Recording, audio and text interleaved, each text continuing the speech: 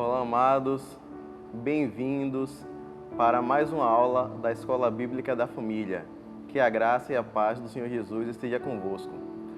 Hoje nós estaremos na nossa sexta aula e abordaremos o capítulo 3 da Carta de Paulo aos Efésios, do verso 14 ao 21. Bem, você vai acompanhar no slide a metodologia de ensino que nós utilizamos, onde nós temos o Entendendo um Pouco, caminhando pela palavra e aplicando em nossas vidas. No Entendendo um Pouco, nós vamos observar que Paulo ele faz duas orações ao longo da carta aos Efésios. A primeira oração tinha como objetivo que a igreja entendesse o objetivo ao qual ela foi chamada, que ela compreendesse que ela era o corpo e Cristo era a sua cabeça. Todas as coisas, toda autoridade, todo poder emana do cabeça, emana de Cristo. E nós, como corpo, somos aqueles que iremos alcançar os que estão perdidos. Já na segunda oração, que é essa que nós vamos estudar hoje, ela tem como objetivo que a igreja ela seja cheia da plenitude de Cristo, que ela possa gozar de todas as riquezas, de todas as bênçãos que o Senhor ele traz para o seu povo. Vamos agora para a divisão textual. Esses versos eles são divididos em 3 pontos. O primeiro ponto é a introdução, que são os versos 14 e 15. No segundo ponto, nós temos o motivo da oração, que é o verso 16 ao 19. E dos versos 20 e 21, a gente tem a conclusão. Peguem as suas Bíblias e abram no capítulo 3 de Efésios, no verso 14, e acompanhem a leitura. Por esta causa, me ponho de joelhos diante do Pai, de quem toma o nome toda a família, tanto no céu como sobre a terra, para que, segundo a riqueza da sua glória, vos conceda que sejais fortalecidos com poder, mediante o seu Espírito no homem interior, e assim habite Cristo no vosso coração, pela fé, estando vós arraigados e alicerçados em amor, a fim de poderdes compreender com todos os santos qual é a largura e o comprimento e a altura e a profundidade, e conhecer o amor de Cristo, que excede todo o entendimento, para que sejais tomados de toda a plenitude de Deus. Ora, aquele que é poderoso para fazer infinitamente mais do que tudo quanto pedimos ou pensamos, conforme o seu poder que opera em nós. A ele seja a glória na igreja e em Cristo Jesus, por todas as gerações, para todo sempre. Amém. Nos versos 14 e 15, na introdução, ele diz o seguinte, no verso 14: por esta causa me ponho de joelhos diante do Pai. Aqui nós vemos duas lições muito importantes. A primeira lição é que Paulo demonstrou uma postura de humildade. Paulo, ele tinha todos os motivos para ser uma pessoa vaidosa, orgulhosa, cheia de si, porque ele tinha uma condição financeira muito estável, ele tinha uma condição acadêmica, histórica, religiosa também muito boa. Ele estudou com um dos maiores teólogos da época, que era Gamaliel. Ele era muito bem quisto junto aos fariseus, a elite religiosa da época, mas nada disso serviu de base para a sua condição atual. Paulo ele denota um exemplo para nós de pessoas humildes em Cristo, não pelo que nós éramos antigamente, não pela nossa conduta anterior, mas agora, lavados e remidos pelo sangue do Cordeiro, nós temos a oportunidade de sermos parecidos com Jesus. O segundo ponto é que o poder do Espírito Santo, ele operava, e nós vemos uma clara diferença entre Saulo e Paulo. Note, Paulo era fariseu, ele guardava a lei, ele era zeloso no cumprimento da palavra de Deus, da lei judaica, e ele, como os fariseus da época, ele praticava, os fariseus eles tinham o hábito de orar de forma muito eloquente, de se colocar de pé, de usar o seu filactério ou tefilim, como você quiser falar, quiser chamar, que era aquela caixa de couro que os judeus colocavam na fronte, na testa, colocavam também próximo ao seu braço esquerdo e amarrado com tiras de couro escritas com a palavra de Deus na mão direita, e utilizavam isso diariamente para falar com Deus. Porém, os fariseus eram ainda mais, como posso falar, eram ainda mais cuidadosos com isso, pois eles queriam mostrar uma espiritualidade maior do que todos os outros, onde as tiras do seu filactério eram muito mais largas do que das pessoas normais. Eles falavam em tons como se eles fossem os tais espiritualmente. Mas esse é o Saulo. Era a pessoa que não tinha revelação de Cristo. Era a pessoa que era cheia de si. Era a pessoa que achava que com seu agir, com seu fazer, ela estava mais próxima de Deus, que se achava superior. Mas agora nós vemos uma postura totalmente diferente do Paulo, em que ele se coloca de joelhos. O Saulo, ele buscava a exaltação dos homens, ele buscava o reconhecimento humano, ele queria ser visto. Mas o Paulo, o pequenino, o pequeno, aquele que teve a sua vida transformada por Cristo, ele rejeitou tudo isso. Ele jogou no mar do esquecimento toda essa pompa espiritual, que na verdade não é espiritual, em detrimento de uma comunhão com o Senhor. Não mais ficava de pé em público, mas ele, no seu íntimo, ele dobrava os seus joelhos e ele falava com o Pai em secreto.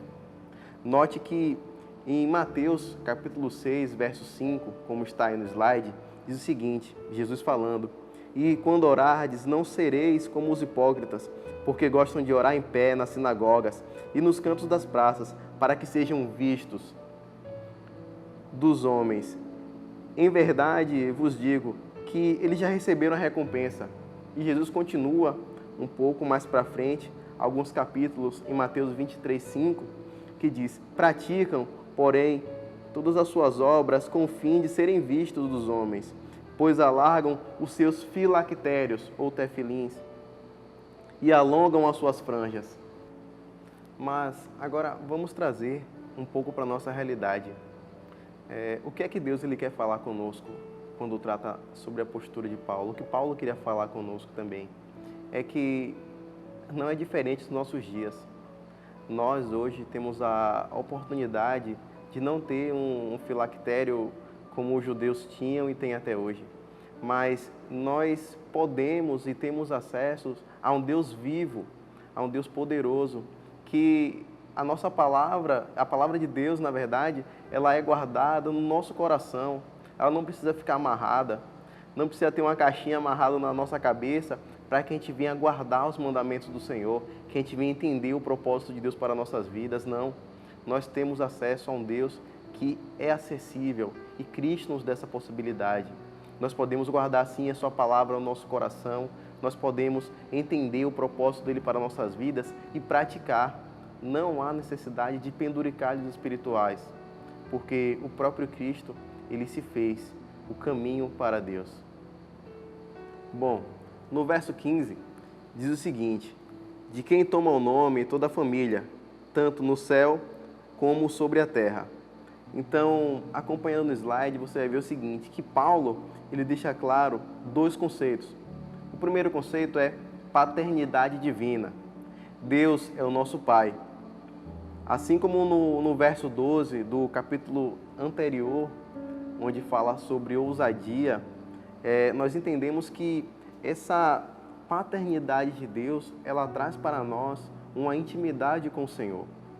Através da comunhão com Deus, nós podemos e somos elevados a um grau de familiarização espiritual, onde nós, independente da nossa ligação fraternal ou familiar, carnal, como parentes, tios, nós somos membros de um só corpo, nós somos feitos família. Você, aqui no Brasil, é família de cristãos ao redor do mundo, na China, na Coreia do Sul, no Japão, na Europa. Nós somos uma família e isso foi conquistado por Jesus. No segundo ponto, nós temos uma relação que nós somos uma extensão de uma família maior. Já é o segundo aspecto da familiarização em Cristo, em que nós somos elevados a um patamar superior, onde nós somos feitos família em uma nova dimensão, na dimensão celestial, espiritual, onde nós temos os principados e potestades, os anjos, os querubins, os serafins e todos os seres celestiais como membros também da nossa família. Nós temos uma característica espiritual que está sobre nós. No verso 16 a 19, você vai acompanhar no slide, o motivo da oração. No 16 diz o seguinte: para que, segundo a riqueza da sua glória, vos conceda que sejais fortalecidos com poder, mediante o espírito do homem interior. Nesses 3 versos, nós vamos ser apresentados ao conteúdo principal da oração. Note que, como pré-requisito para todos os versos que nós leremos a seguir, nós temos aqui um princípio muito importante, é segundo a riqueza da sua glória. Isso quer dizer que todas as bênçãos e todas as orientações que Paulo vai dar para nós, vêm de Deus. É segundo a glória de Deus que todas as demais coisas, elas acontecem, que todo objetivo que nós leremos, ele está fundamentado. 4 princípios ou requisitos são necessários para um entendimento do que o apóstolo Paulo quer dizer. Primeiramente, a gente tem que entender sobre o poder. No segundo lugar, sobre o amor. No terceiro ponto, sobre a compreensão. E no quarto ponto, o conhecimento. Entendendo o que Paulo ora e pede a Deus, intercede em favor da igreja, é fundamentado nesses 4 pontos que nós vamos estudar. O primeiro é fortalecidos no poder. Nós vemos aí uma palavra grega, dunamis. Essa palavra, ela traz para nós uma reflexão muito interessante, pois a raiz dela é poder sobrenatural. É a energia do Espírito Santo, o poder de Deus que atua na vida da igreja. Uma das características fundamentais da igreja, principalmente a igreja primitiva, era que ela fosse fortalecida com dunamis de Deus. É que a energia do Espírito Santo operasse nela para que ela pudesse, primeiro, ser nutrida, depois que ela pudesse ser atuante, em terceiro lugar, que ela pudesse operar maravilhas e, em quarto lugar, que a palavra de Deus ela pudesse ser levada em detrimento das dificuldades e perseguições. Apenas uma igreja que é nutrida com o dunamis de Deus conseguia e consegue até hoje penetrar em meio a toda a dificuldade e o paganismo que existia na época. Note na leitura em Atos, capítulo 1, versículo 8, que diz o seguinte: mas recebereis poder, recebereis o dunamis, ao descer sobre vós o Espírito Santo, e sereis minha testemunha, tanto em Jerusalém, como em toda a Judéia, Samaria e até os confins da terra. Aleluia! Deus dá poder à sua igreja. No verso 17 diz o seguinte: e assim, habite Cristo no vosso coração, pela fé, estando vós arraigados e alicerçados em amor. E nós entramos no segundo ponto, que é alicerçados em amor. Podemos dividir em 2 pontos importantes. O primeiro ponto é transferência de propriedade. E o segundo ponto é alicerçados em amor. É muito interessante que ele fala que Cristo habite em nós. Quando ele fala habitar, no grego, ele usou a palavra chamada katoiken, que diferente de outras palavras, essa tem como objetivo fazer morada. Não é passar uma temporada, passar um dia, uma noite, um ano, não, é fazer morada. Ele está querendo dizer que que Cristo ele possa encontrar lugar na sua vida, no seu coração, e ele possa entrar, fazer morada, assim como Jesus falou: eis que estou à porta e bato. Se alguém ouvir a minha voz, abrir a sua porta, eu entrarei em sua casa, cearei com ele, ele comigo. É parecido com isso a parte do abrir, mas ele não quer só cear, ele quer habitar. Jesus ele quer habitar em nossos corações.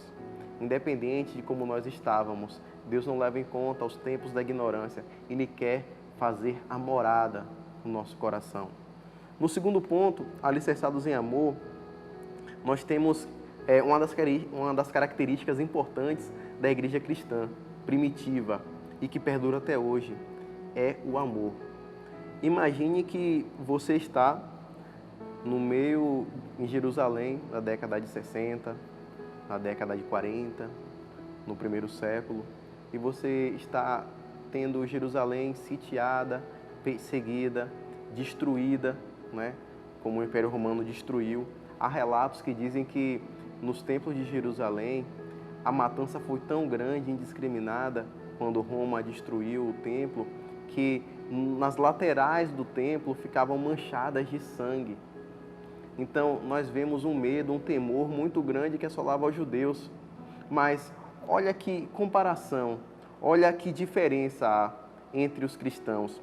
Que o amor, ele é o alicerce para a base da igreja. Apenas com amor, uma igreja de tanta variedade cultural, filosófica e até espiritual, porque muitos serviam aos outros deuses, a igreja tinha que absorver todas essas diferenças. Nós tínhamos, na verdade, uma fórmula perfeita para que a igreja falhasse.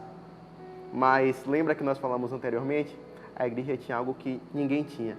A igreja tinha o dunamis de Deus. Com esse amor, a igreja conseguia absorver e se reorganizar e se organizar para que todos pudessem ser bem recebidos, independente de qual bagagem eles trouxessem. Todos eram alicerçados, eles tinham como base o amor de Cristo, o amor que supera as diferenças, o amor que supera as dificuldades e as ideologias. Vamos agora para uma avaliação e uma frase que muito nos chama a atenção. Tem uma frase muito célebre que um dos pais da igreja, Tertuliano de Cartago, que viveu entre o século II da história da igreja primitiva, que diz o seguinte: os ímpios dizem, vejam como eles se amam. O amor era a característica principal da igreja primitiva. E isso é uma lição para nós. Quantas pessoas nós recebemos diariamente com os corações quebrados, com a sua vida arrasada, mas com o amor de Deus, se nós entendermos que o amor que Deus derramou sobre nossas vidas não é apenas para o nosso bem, não é apenas para nós mesmos, mas é para receber aqueles que estão chegando, os neófitos, a situação da igreja será muito melhor do que ela já é. O amor de Deus é uma característica do seu povo, que nós possamos praticar esse amor para todos aqueles, dos que são os domésticos da fé e para aqueles que não o são. Agora, voltemos ao nosso estudo. No verso 18, diz o seguinte: a fim de poderdes compreender com todos os santos qual é a largura e o comprimento e a altura e a profundidade. Paulo ele fala acerca de 4 medidas. A primeira medida é a largura, a segunda medida é o comprimento, a terceira medida é a altura e a quarta é a profundidade.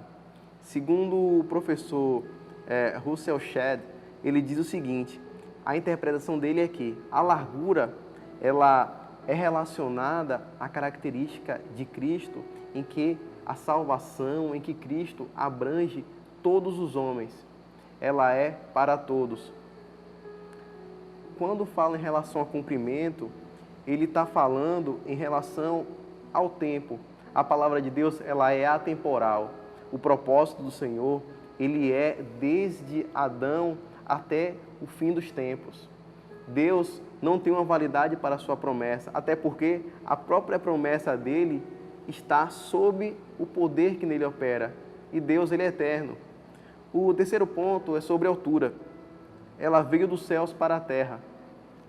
nós não estamos falando acerca de nada que é dessa terra. Nós estamos falando de um poder que é celestial, de uma autoridade, uma salvação que veio de Deus para nós, que foge à nossa compreensão. Ele transcende a nossa simples e humilde existência.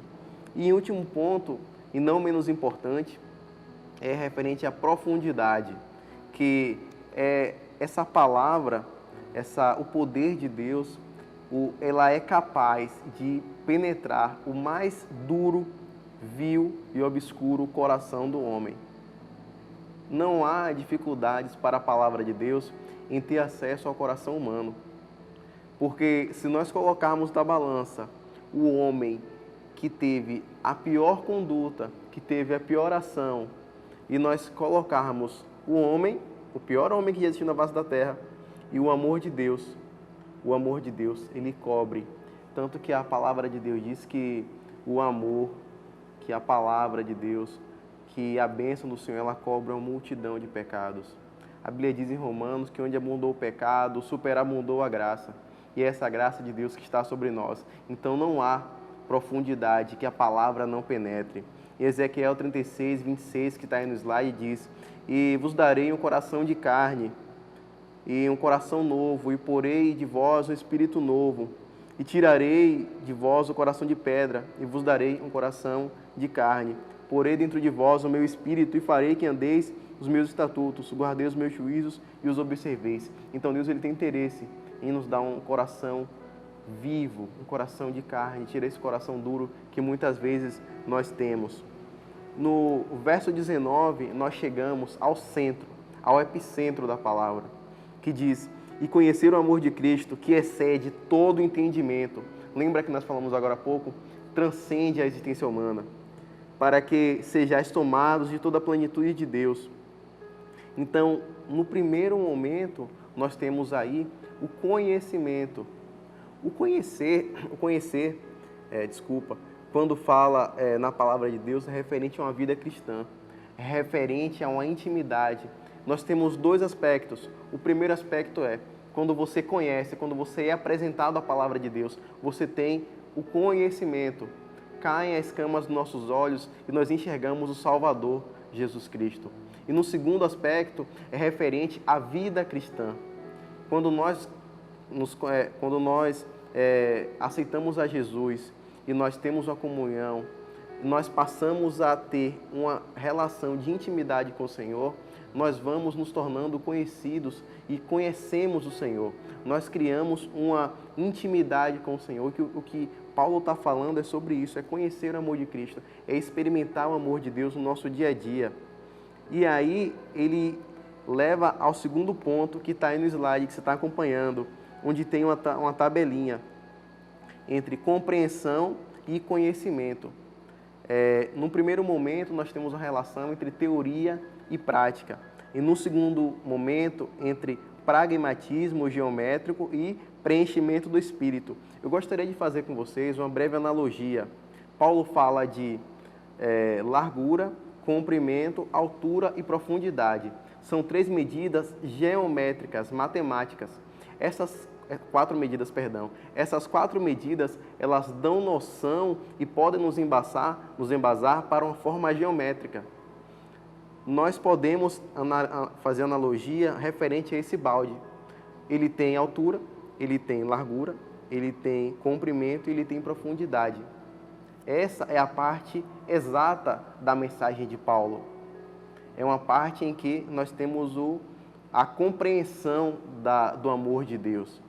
No segundo momento, nós temos o conhecimento, que eu falei agora há pouco, que é a prática, que é quando nós entendemos o amor de Deus, nós nos decidimos e passamos a ter uma relação de intimidade e comunhão com o Senhor, onde nós temos a teoria e a prática. O pragmatismo geométrico são essas quatro medidas, e o preenchimento do Espírito é a nossa vida espiritual, é o caminhar com o Senhor. Então nós temos um balde, que é a parte de exatas, nós temos uma água ou um fluido, que é a parte do conhecimento da vida cristã, onde nós temos uma vida, e quando nós juntamos o conhecimento, a compreensão da vontade de Deus com a nossa vida espiritual, tem uma setinha em Cristo, nós temos a complementação, nós conseguimos atingir a plenitude de Deus, que é o que ele fala no finalzinho do verso 19.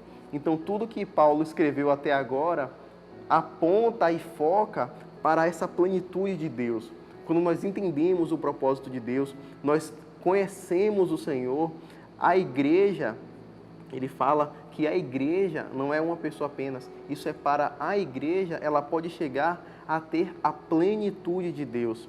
Observe que o balde está cheio, a obra está completa, mas não para por aí.